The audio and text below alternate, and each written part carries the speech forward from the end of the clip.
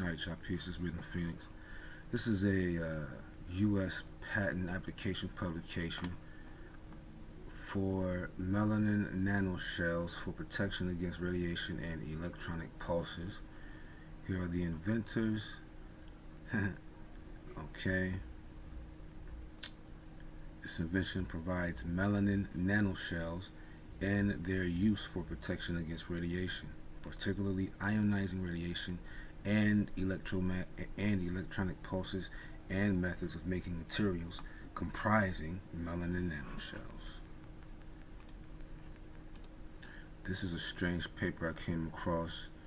Um, as you can get the information right here, but it comes with different sources.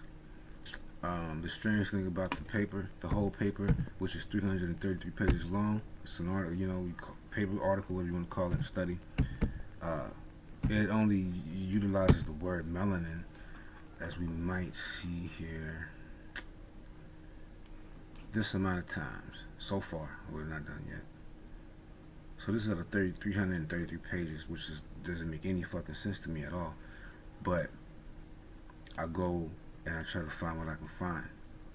And I start from page 86 because that's where the first the first mention of the word melanin is on page 86. Shit is crazy, but the whole shit is about it. It's called supramolecular chemistry of melanins. Okay? Then you get to this section, it talks about how the biological pigments known as melanins are ubiquitous but poorly understood biomaterials with an emerging connection to supramolecular chemistry. EU melanin, the black to brown human pigment, is currently thought to be a supramolecular assembly of organic nanoparticles derived from mixtures of heterogeneous oligomers of 4 to 8 dihydroxyandol units. I hope you understand that. EU melanin, not the other shit, the pheomelanin. The melanin that is really in all people, but is in excess amount in the from the production coming from the, what's the word I'm looking for? The source is the chemical, you know, workings of tyrosinase or tyrosine. Y'all know what I'm talking about. And the melanin that's within the body has a different, origin, but they are chemically structured. They're basically cousins. You know what I'm saying? You could probably call them brothers, but we'll just say that they're basically cousins. We have recently shown the coatings derived from natural melanin extracted from human hair or synthetic EU melanin from the enzymatic polymerization of L-DOPA act as leading binding agents. L-DOPA. What is L-DOPA? Here it is from ScienceDirect.com. L-DOPA is a precursor to dopamine that passes the blood-brain barrier and is mainly taken up by the dopaminergic neurons that convert L-DOPA to dopamine and increase their dopamine production and storage. L-DOPA has everything to do with melanin. I don't know if the word is in this actual article, but what we can do, see here, this is from the Frontier. Don't know if we need to go to that. The melanin synthesis is a complex biochemical process involving a series of enzyme reactions. Firstly, the tyrosine converts to dopa. Okay, so tyrosine does play a role within the body as well, but by tyrosine hydroxylase, which means I guess there's more than one aspect of tyrosine. Then it is used to produce dopamelanin. So is L-DOPA or is L-DOPA melanin? Alternatively, dopa can be further converted to dopamine by dopa decarboxylase. Although the L-DOPA phosphate did not induce synase in SN1 cells, it enhanced the effects of the melanin stimulating hormone. That's what that is, resulting in a 3.5-fold increase of the tyrosine activity and 2.6-fold increase of melanin content relative to melanin stimulating hormone alone, which means that yes, these people are taking L-dopa supplements for particular nootropic effects, okay, and it is straight up black melanins that's making them smarter and think faster and everything. Let me see, supplements, L-dopa supplements. There's a massive amount of them on the market. You know, you just got it everywhere. Dopa this, dopa that. You know, dopamine. Here's the nootropic type of shit. Dopamine advantage. You know, this is life extension. Think about that. You know what I'm saying? Life extension. This is all melanin. You understand what I'm saying? It's all dealing with melanin, man. Like, what the fuck's going on? You feel me? This is nothing compared to shit that, because you know, I can't get into that. I guess you could call it tyrosine. That's another word, tyrosine. Another word for it, tyrosine. What'd this say? From the NCBI website, massive scholarly articles on that website from the 1980s, 90s on up. L-tyrosine and L-dopa as a hormone-like regulator, increased in 2012. Increased L-tyrosine supplements produced concomitant induction and further increases melanin formation and stimulation above. Just letting you, my point is that the melanin increases when you take this shit. You understand what I'm saying? And the people there's always, see, there's people in the Silicon Valley that they microdose LSD. You see what I'm saying? So there's people that take melatonin so they could sleep better. You know what I mean? There's people that's taking this shit so they can operate day-to-day basis and actually become smarter and all that kind of shit. It's melanin. And this shit right here, what converts dopa to melanin? Further oxidation of dopaquinone by, that's another one of those, by PO that they use with the nootropics. By PO produces dopachrome. Dopachrome, alright, remember dopachrome, and remember that other shit, is then converted to 5,6 dehydroxyindole by dopachrome conversion enzyme, DCE, to produce melanin. Boom. Here we go. It lets you know right here that this L-tyrosine helps you become more effective, right? Improving the subject's ability to perform certain tasks for 13 straight hours, despite being kept awake during the day of the test. Check this out. From the healthline.com, how can I increase melanin in my skin?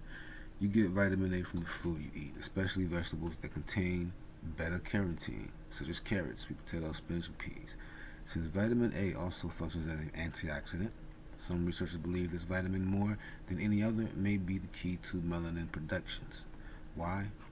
Maybe because the antioxidants create black melanins from their function of fighting free radicals and certain things like that. Very, very, very amazing. Now, according to this website, does taking vitamin D supplements make your skin darker? You all know that us as black people, we need vitamin D. They like just preach that shit. They preach that shit at the top of the fucking towers, you know what I'm saying? And niggas is still hard-headed. They don't take the vitamin D. There's no other way to, you know, the shit that's in the milk and all these things is just fucking you up. It's good I think it's in spinach. I think it's in kale, but don't want works on that. We just gotta figure out how to get the good shit up in us, man. And it's more than about darkening your skin. Melanin is an amazing thing. It's an amazing antioxidant, amazing superconductor, an amazing semiconductor. It's just an amazing fighter. It's just everything, protector. Back to the book here, or this, I'm sorry, the article. Supermolecular Chemistry of Melanin, PDF version. You can Google it. This is the structure of EU melanin, or as they say in here, this is the EU melanin model. Massive hydrogen, oxygen. EU melanin model. Here are the references. Boom, boom, boom. The sad part about it is that after that, there's nothing else. So, it is my understanding that this is the only thing that's dealing with the title and nothing else. You know what I'm saying? And it's very small, but it does definitely give you something, and you can click on this link to get more information on the whole study of it. Now, this was another one that I was looking at. Periorbital hyperpigmentation's relation to neurology and mental health, psychosis accompanying maladaptive daydreaming, and its treatment methods. And I was looking into it because I know about the substantia nigra and how it is just basically nothing but straight up melanin. And sorry about that. It's just straight up melanin. The substantial nigra means black substance, and maybe the source of a lot of our inner perception on things. And so when they got daydreaming right here, I was like, wow, I'm kind of interested in this article. 20 pages long, and here's the whole. They're trying to treat the shit, when at the end of the day, this might be something to help us escape this reality. You know what I mean? Okay. The excess amount of dopamine may lead to the hyperpigmentation of the eyelids due to the synthesis of EU melanin from levodopa in the area of eyelids due to the lack of neural effort, dopamine neurotransmitter consumption. It is supposed that the presence of ROS molecules in the eyelids area is a reason for the occurrence of POH. POH is periorbital hyperpigmentation. Okay. A symptom which is characterized by the darkness and thin lids. Wow. Basically telling you that it's a side effect of people with psychosis. We have studied this relationship between psychosis accompanying MD and POH to a 17-year-old female individual. MD is maladaptive daydreaming. And this is a 17-year-old. Very, very strange. Okay, I was trying to find out what the hell ROS meant. Reactive oxygen species. Reactive oxygen. It says that it is supposed in the hypotheses that there are lots of reactive oxygen species cells in the eyelids area that contains excess amount of oxygen, which is required to convert tyrosinase to melanin in the end, as a result for the overreaction of L-dopa to release dopamine. So, POH appears on it, as well as the presence of excess L-dopa in the body, which leads to both problems, psychosis and POH. So clearly letting you know that a side effect of the supplements that will be taken, and I ain't gonna lie to you, most the people that take it the most are Caucasians.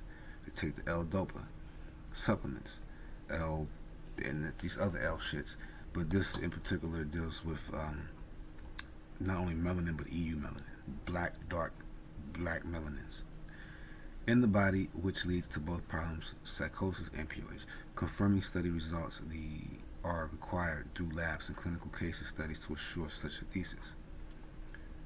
Okay, as you can see, what they're trying to show you right here is the blackness of the eyelids, the whole area, but they're referring to this area here.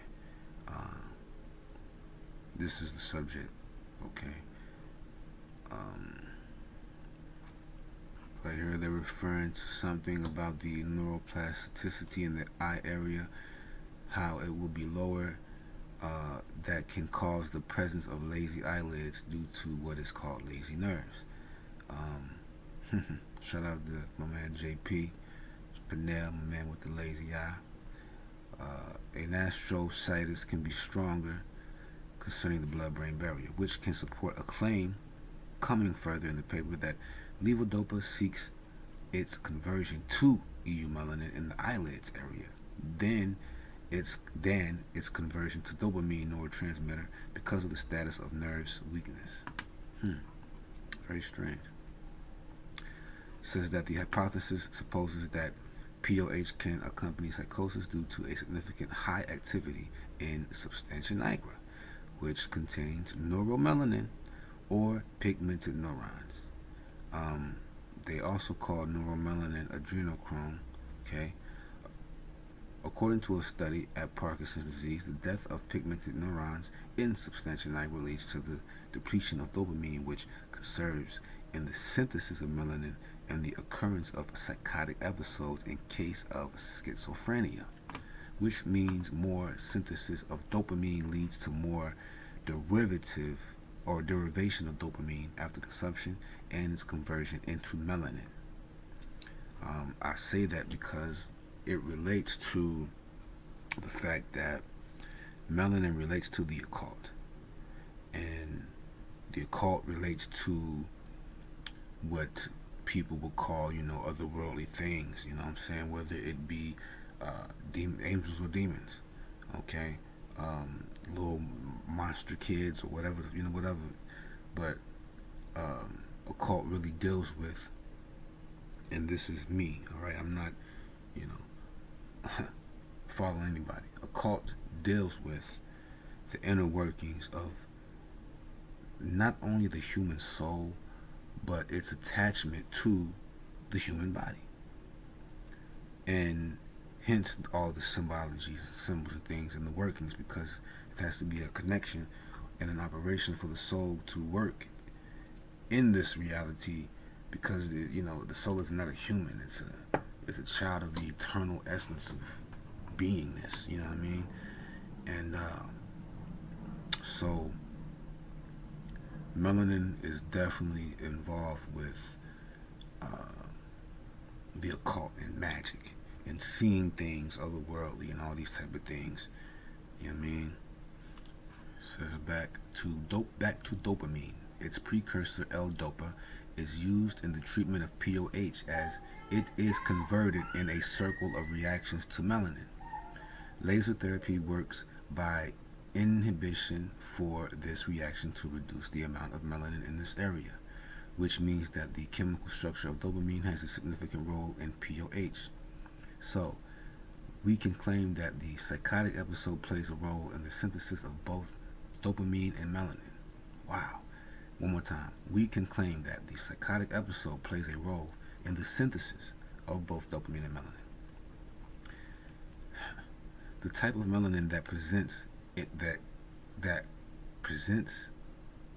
in the POH is called eumelanin, all right, which includes black-brown colors, and this type is formed from the auto-oxidation of dopamine, which causes oxidative stress that may lead to apoptosis. Remember the ancient monster, the ancient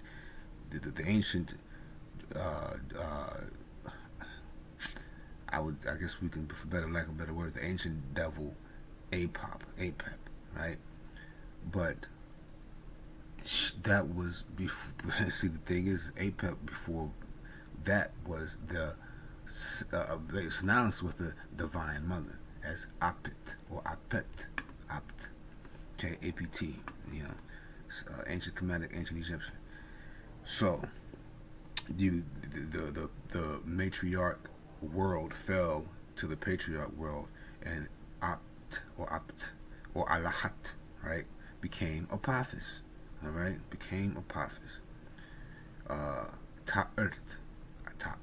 Ta'urt became Tiamat, right, the gods fell. You know, one story talks about how the gods fell and became the mountains and the rivers and the lakes, and that nature. Anyway, from tyrosine, it can be converted normally through the blood-brain barrier to dopamine, or by hydroxylated to dopa, forming in the end melanin. That's the whole thing is to form melanin.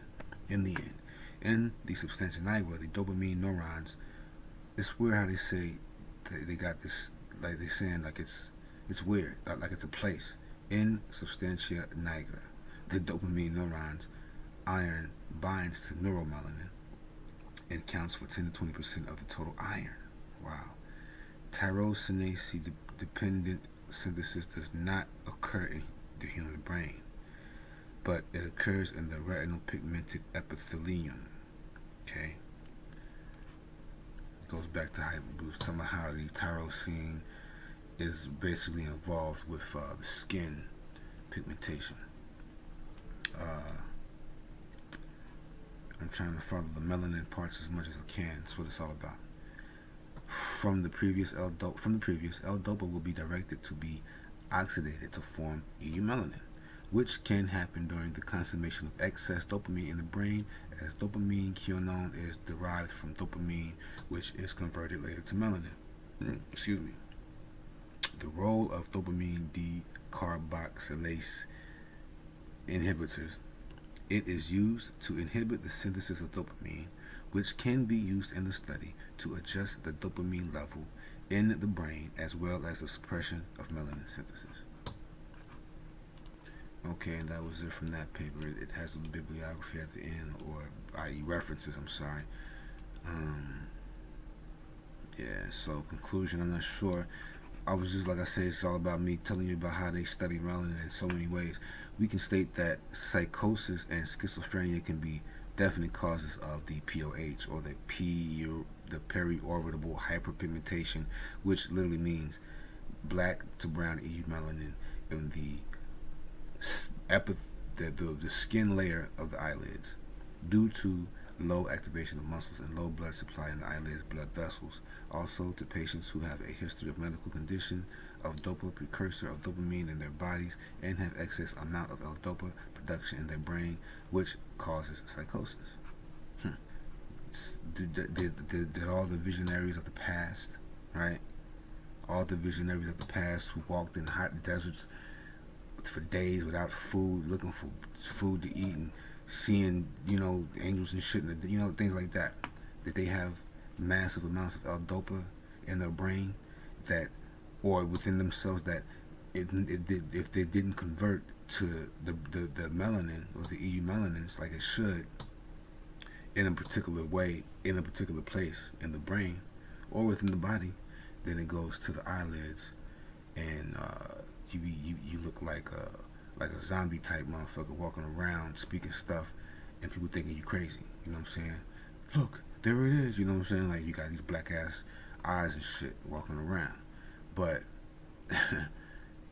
if it's converted in the right way, then you have more of a light that comes off of your face. You see what I'm saying? A light energy that comes off of your face, and that melanin is being converted into the way that it's supposed to be for higher self and knowledgeable food. You know what I'm saying? Alright, so just a little bit more on the melanin. This is nothing, so boom. This is all scholastic stuff, research. Adrenochrome deposits. One classic cause is oxidation of epinephrine drops, which can lead to conjunctional deposits of adrenochrome, a melanin-like pigment accumulation. Okay? And we go with, I can't go to the website, so I can go to these, but we're not going to go to them. They're very long. Okay? But connecting adrenochrome to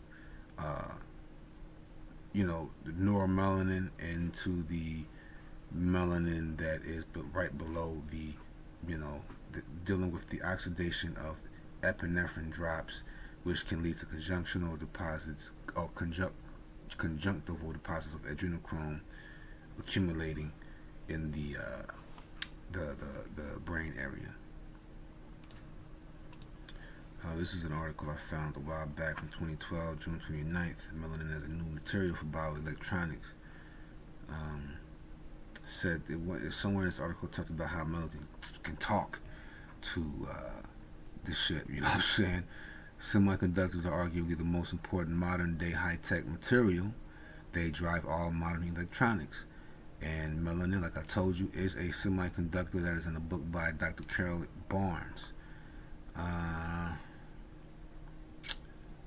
Organic semiconductors, on the other hand, are a relatively new member of the semiconductor family and are composed of molecules containing carbon, hydrogen, and other elements. That's referring to the melanins.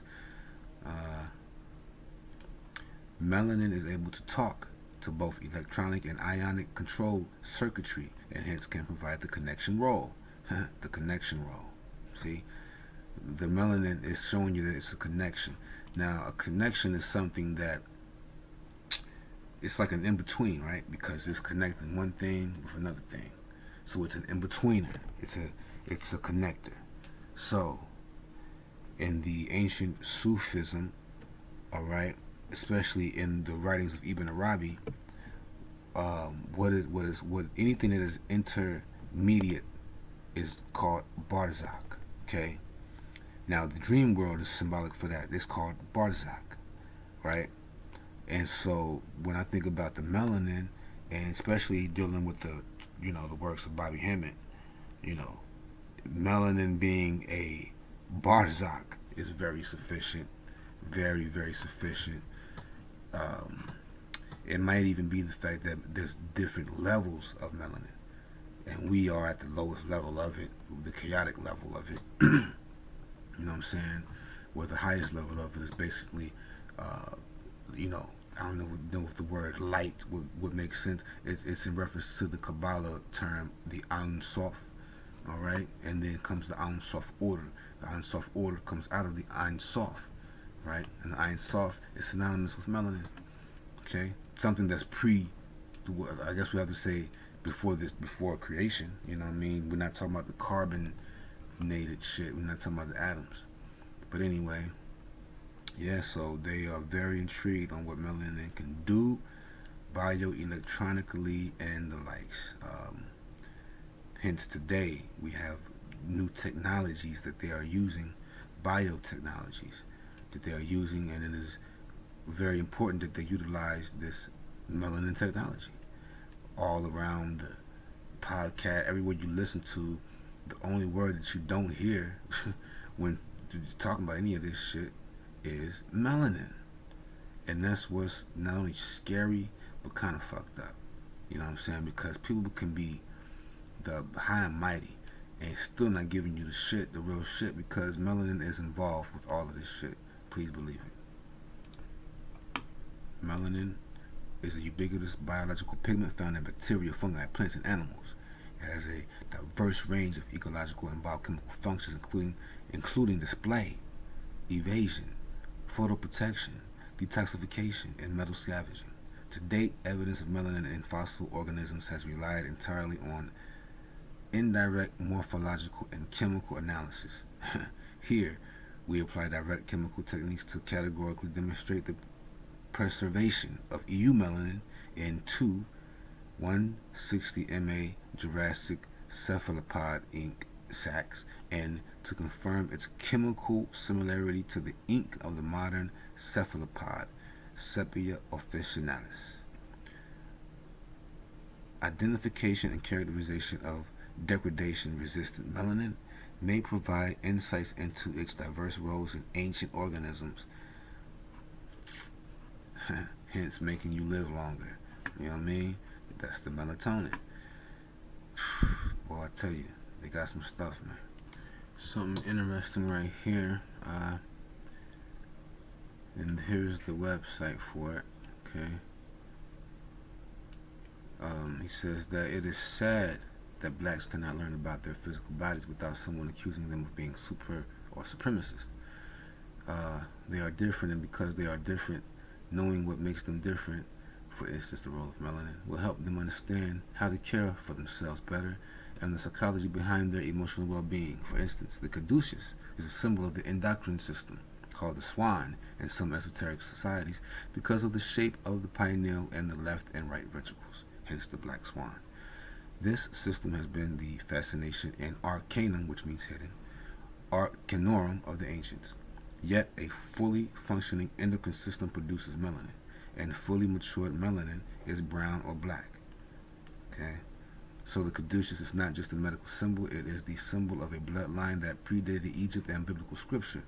It was from a time when snakes did not represent evil, but a time when they represented wisdom, power, and energy. Alright, I'm going to close it out with this real quick, you know what I'm saying? So, remember I showed you, we was talking about how adrenochrome was synonymous with neuromelanin, or basically neuromelanin is really what adrenochrome is. But possibly what adrenochrome actually is, in essence, to being more than just neuromelanin, is agitated neuromelanin secreted from the adrenal glands and carrying some sort of extra oomph to it that can cause, get high effects, can cause hallucinating effects, right, when somebody takes it. But the hallucinating effects, what comes along with that shit is, believe it or not, reverses in aging, healing, all that shit they dealing with when they tell you, when they talk about shit called the fountain, like the fountain of youth and shit like that. That's what it's dealing with. You feel me? And we just, hey, what it is what it is. I'm pretty sure they cannot take my video down for that. This is bullshit. I'm trying my best to, be straight. Pineal gland secretes melatonin, which activates the pituitary gland to release the MSH, melanocyte stimulating hormone. It is in the melanocytes that melanin is produced. And Jacob called the name of the place Pineal, or Pineal. That's how he spelled it in the Bible. For I have seen God face to face, and my life is preserved. Remember the preservation, the reversing in aging, things of that nature. Jacob named the place Pineal, or Pineal, which means face of God. Now, the ancient Kemetic name, okay, this is me talking, the ancient Kemetic name for Horus was Haru, alright? It's Haru. Horus is Greek. It was Haru. Haru. Now, the preeminence of the first part of the hieroglyphic, okay, the first part of the hieroglyphic was symbolized as a face or a head, and then the second one was I think a chick or a small bird, okay, and so you had the name Haru. But the first part of the name, which was Har, H-E-R, or H-R, how you want to say it, meant face. Okay, it meant the face. And Haru was the light of the world. The light of the world is the face of God. You understand what I'm saying? That's a deep thing that you just gotta, understand. But yeah, Haru, face of God. That's what Haru was. Haru was the face of God. So they also line up. They also line up the pineal gland with the eye of Haru. See what I'm saying? The pineal gland is lined up with the eye of Haru, and you can learn about a lot of that stuff in Dr. Richard King's book, Melanin: The Key to Freedom. So let me see. This is what I wanted to say, and then we're gonna go. Neuromelanin is found in the brain, though its function remains obscure, which means hidden. Neuromelanin is a dark pigment found in the brain, which is structurally related to melanin. It is a polymer of 5,6. That number is very important. It does equal 11, but the numbers alone are very important. Neuromelanin is expressed in large quantities in catecholaminergic cells of the substantia nigra, pars compacta, and locus coeruleus, giving dark color to the structures. Now, you see the structure. They're giving it to you from the Wikipedia website. This is the structure of neuromelanin. If you don't want that source, you can find out any other sources. Believe me, this is the structure. And as you can see, you turn it. If you turn it counterclockwise, basically 180 degrees? No, 90 degrees, something like that.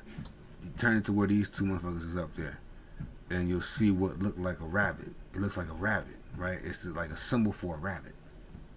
You know what I mean? Just something I wanted to show y'all. Boom, boom, boom. So the secretion of melatonin, blah blah blah. So we don't need to get all that. The pineal gland has been called the eye of the soul. Okay, the etymology of this word means face of God. You know what I'm saying? And let me see. I don't know if I got anything in here on Heru in particularly because he is so known. I have this whole all this information with Alduada from Heliopolis. It is my belief that all of this is reference to the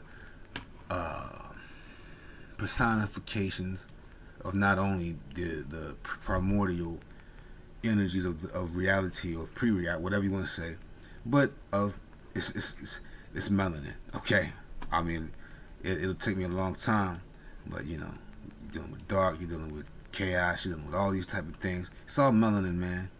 Right? It's all melanin. The infinite Ogdoad, the creation pantheon of ancient Egypt and predecessor gods of the Old Kingdom. Right. Ashe, Ashe. Here's a symbol of. This is actually a symbol of Ra, I believe. Yeah, this is Ra. This is Ra. See, Heru wore a bird on his head as well. Okay. Of course, here you have the Heliopolis, the city of the sun. That's what Heliopolis means. The word polis is very ancient and is derived from the meaning of the North Pole. The North Pole is the center of all centers of all centers of all centers. Every city is named after the pole star. Okay, it's called. Every city is a metropolis. If you don't have a metropolis, you really don't have a real city. You have a metropolis, you have a city. Like Center City and things like that's a metropolis. Heliopolis was the city of the sun. It's very important that we got to understand the word polis, man. Very, very, very significant. Yeah, so, everybody know who Heru is, man. You know what I'm saying? I got a bunch of information on that. But yeah, just wanted to get y'all some information on melanin and let you know that we're going to be dealing with